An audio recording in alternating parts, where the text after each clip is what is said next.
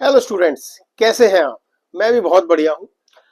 आज हम एक नया चैप्टर लेके आ रहे हैं जिसका नाम है इलेक्ट्रोमैग्नेटिक इंडक्शन। क्लास 12th का ये यूनिट है। देखिए, इलेक्ट्रोमैग्नेटिक इंडक्शन और ऑल्टरनेटिंग करंट ये एक यूनिट है पूरा आपका। बहुत ही इंपॉर्टेंट यूनिट है। इससे बहुत क्वेश्चंस आते हैं आपके बोर्ड एग्जाम में भी और आपके आईआईटी के एग्जाम में भी। इसको हम ईएमआई से भी डिनोट कर सकते हैं, तो इलेक्ट्रोमैग्नेटिक इंडक्शन और ईएमआई। जैसा कि नाम है इसका, induction. Induction means to introduce. Induction का मतलब यहां पे है टू इंट्रोड्यूस, कि किसी को इंट्रोड्यूस करवाना, किसी को मिलवाना, किसी की वजह से दूसरे की जनरेशन करवाना, किसी की वजह से दूसरे को पहचान करवाना। ठीक है, वो है इंडक्शन। सो टू इंट्रोड्यूस, क्या हमने ये पढ़ा है कि इलेक्ट्रिक करंट से मैग्नेटिक फील्ड प्रोड्यूस होती है। हमने पढ़ा है 12th क्लास की जो हमारी पहले क्लासेस हुई हैं उसमें हमने पढ़ा है। अब क्या मैग्नेटिक फील्ड या मैग्नेटिक इफेक्ट की वजह से या मैग्नेटिक फील्ड इफेक्ट की स्ट्रेंथ की वजह से, मोशन की वजह से, या उसकी पोजीशन की वजह से, या उसकी ओरिएंटेशन की वजह से, क्या मेरा कोई इलेक्ट्रिक करंट किसी कंडक्टिंग वायर में प्रोड्यूस हो सकता है? हो सकता है। Yes, it can be done. It has been observed by the scientist Faraday in UK and Henry in USA.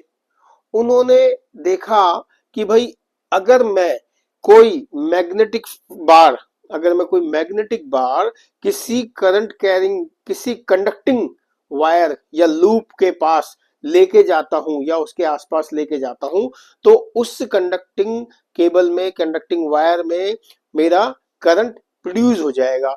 तो प्रोडक्शन और to introduce electric current through magnetic effect. Magnetic effect could be through its strength, orientation और position. ठीक है।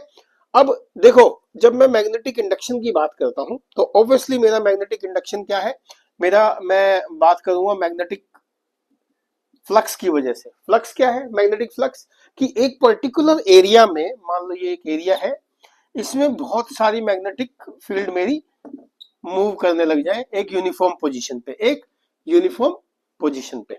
ठीक है, uniform motion में मैं कहूंगा। ठीक है, तो अगर मैं यहाँ पे, ये एरिया है मेरा और ये बी है, तो मैं फाइव बी को क्या लिखूंगा? मैं इसको फाइव बी लिखूंगा, सॉरी मैंने फाइव ई लिखा, फाइव बी लिखूंगा मैं, जो कि मेरा मैग्नेटिक फ्लक्स है।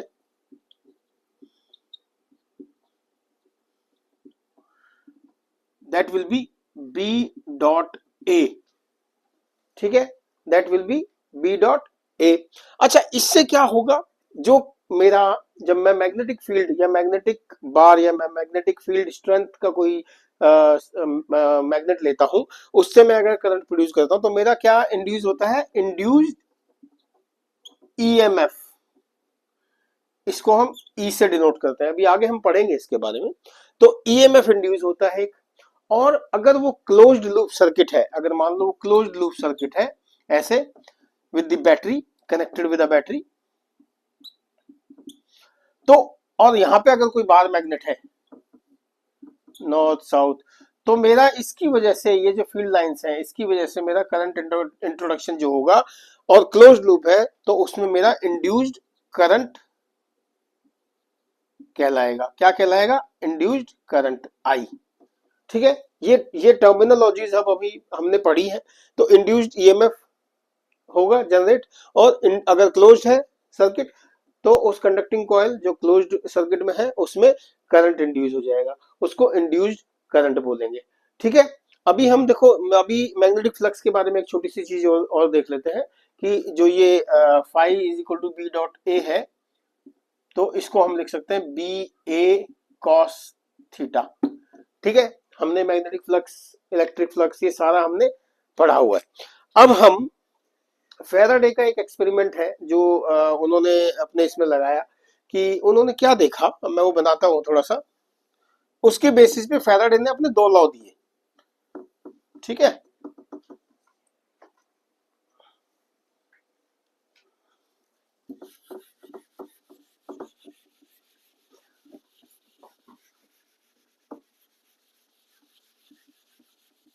ये बेसिक टर्मिनोलॉजीज थी जो आप बार बार पढ़ेंगे। ईएमएफ, इंड्यूस्ड करंट, ठीक है, मैग्नेटिक फ्लक्स। अब हम देखिए क्या पढ़ते हैं। अब हमने क्या किया, मान लो एक यहाँ पे सर्किट ले लिया, ये पॉजिटिव है, ये नेगेटिव है। जैसे ही इसकी तरफ भागेगा तो इसके अंदर करंट इंट्रोड्यूस होने लग जाएगा। क्या इंट्रोड्यूस होने लग जाएगा? करंट। सो इंड्यूस करंट होगा यहाँ पे और मेरा करंट फ्लो करने लग जाएगा इस सर्किट में, ठीक है। बार मैग्नेट जैसे मान लो ये नॉर्थ पोल है, साउथ पोल है, जैसे इसके नजदीक आएगा तो इसकी गैल्वेनोमीटर में एक डिफ्लेक्शन शुरू हो जाएगी। जो गैल्वेनोमीटर की डिफ्लेक्शन, इसका मतलब करंट उसमें इंड्यूस हो गया, करंट मेरा प्रोड्यूस हो गया। जैसी बार मैग्नेट नजदीक आता जाएगा और स्ट्रेंथ बढ़ती जाएगी, और नजदीक आएगा और स्ट्रेंथ बढ़ती जाएगी। जैसे जैसे दूर जाएगा तो स्ट्रेंथ जो है करंट की कम होती जाएगी, यानी कि गैल्वेनोमीटर की जो डिफ्लेक्शन है वो जीरो हो जाएगी। जैसे वो दूर चला जाएगा उसका इंपैक्ट नहीं रहेगा। अगर मैं उसको अपोजिट डायरेक्शन में लगा देता हूँ, साउथ और नॉर्थ में, तो करंट की अपोजिट डायरेक्शन पैदा हो जाएगी इस तरह से, ठीक है। गैल्वेनोमीटर नेगेटिव उल्टी डायरेक्शन में अपनी डिफ्लेक्शन शो करेगा।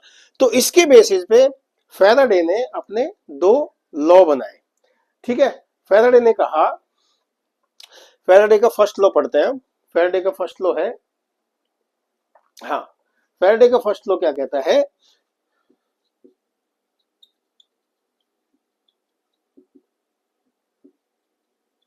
Faraday's law. तो फर्स्ट लॉ क्या कहता है कि जब भी मैं कोई बार मैग्नेट, कहता है amount of magnetic flux linked with the circuit changes and induced EMF is induced in the circuit, EMF is induced in the circuit। यानी कि जब मेरा बार मैग्नेट जैसे मेरा एक कंडक्टिंग कॉइल की तरफ बढ़ता है तो मेरा एक इंड्यूस्ड ईएमएफ पैदा होता है और गैल्वेनोमीटर एक डिफ्लेक्शन शो करता है। वो जब तक रहेगा जब तक मैग्नेटिक फ्लक्स कंटिन्यू रहेगा। जैसे ही मैग्नेटिक फ्लक्स हटा वो बंद हो जाएगा। मान लो बार मैग्नेट दूर चली गई तो मैग्नेटिक फ्लक्स यानी कि जो magnetic field in that particular area जो पैदा हो रही है वो रहेंगी नहीं तो वो दूर हो गई या इस साइड हो गई तो इसके अंदर कोई डिफ्लेक्शन नहीं होगा गैल्वेनोमीटर में, and there will be no EMF induced. But जब तक वो रखा है, जब तक मेरा बार मैग्नेट है इसके पास, अपना इफेक्ट दिखा रहा है, तब तक उसकी स्ट्रेंथ भी बढ़िया रहेगी, उसकी पूरी स्ट्रेंथ रहेगी, जितना नजदीक आएगा उतना पूरी स्ट्रेंथ रहेगी उसकी, और उसमें ईएमएफ इंड्यूस होगा। दूसरा क्या कहता है वो, ये तो हो गया फर्स्ट लॉ, ठीक है। अब सेकंड लॉ कहता है कि जो इंड्यूस्ड ईएमएफ है, ई से डिनोट करेंगे। Induced EMF is directly proportional to rate of change of magnetic flux, rate of change of magnetic flux, ठीक है। सो इसका मतलब क्या हुआ कि जो ई है इज डायरेक्टली प्रोपोर्शनल टू जो चेंज है phi two minus phi one by T is equal to phi two minus phi one by T. अब मैं इक्वल टू अगर हटाऊंगा तो ऑब्वियसली मैं यहां पे लिख पाऊंगा E is equal to K phi two minus phi one divided by T. मैं ऐसे लिख सकता हूं K phi two minus phi one by T. अब के मेरा कांस्टेंट ऑफ प्रोपोर्शनलिटी है, के मेरा क्या है? Constant of proportionality,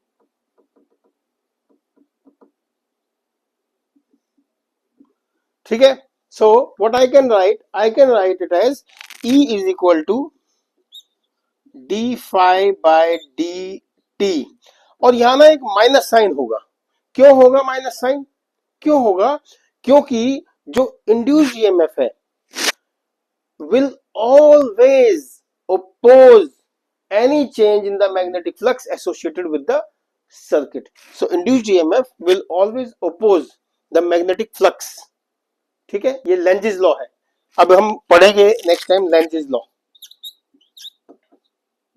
Lenz's law कहता है और उस लेंजेस लॉ की वजह से ये नेगेटिव साइन आता है, ठीक है बच्चों। यहां तक पढ़ो। ईएमएफ इंड्यूस कैसे हुआ, ये फैराडे का सेकंड लॉ क्या था। फर्स्ट लॉ में क्या बोला गया? फर्स्ट लॉ सिंपल कहता है कि भैया जितना मेरा मैग्नेटिक फ्लक्स मेरा इस कॉइल की तरफ बढ़ेगा उतनी ही मेरी क्या बढ़ेगी? ईएमएफ पैदा होगी। इंड्यूस होगी। अगर नहीं होगा यहाँ पे मेरा मैग्नेटिक फ्लक्स, तो कुछ भी नहीं होगा, यहाँ पे वो आराम से कंडक्टिंग कॉइल पड़ी रहेगी। लेकिन जैसे जैसे वो मैग्नेटिक बार की जिसमें स्ट्रेंथ होगी या जो विद सम ओरिएंटेशन या पोजीशन, जैसे वो इसकी तरफ बढ़ेगा, इस कंडक्टिंग कॉइल की तरफ, इसमें ईएमएफ इंड्यूस हो जाएगा। ये मेरा कहता है पहला लॉ। दूसरा क्या कहता है, ये जो मैग्नेटिक फ्लक्स का जो चेंज है, यानी कि इधर से आना उधर से जाना, पहले यहाँ कितना था और यहाँ कितना है, अब यहाँ कितना है, यहाँ कितना है, ये जो चेंज है मैग्नेटिक फ्लक्स का is EMF. So EMF is directly proportional to, that is rate of change of magnetic flux, that is phi 2 minus phi 1 by t, that is d phi by dt. Minus sine क्यों आया? Because it is opposing, ये oppose कर रहा है जिससे वो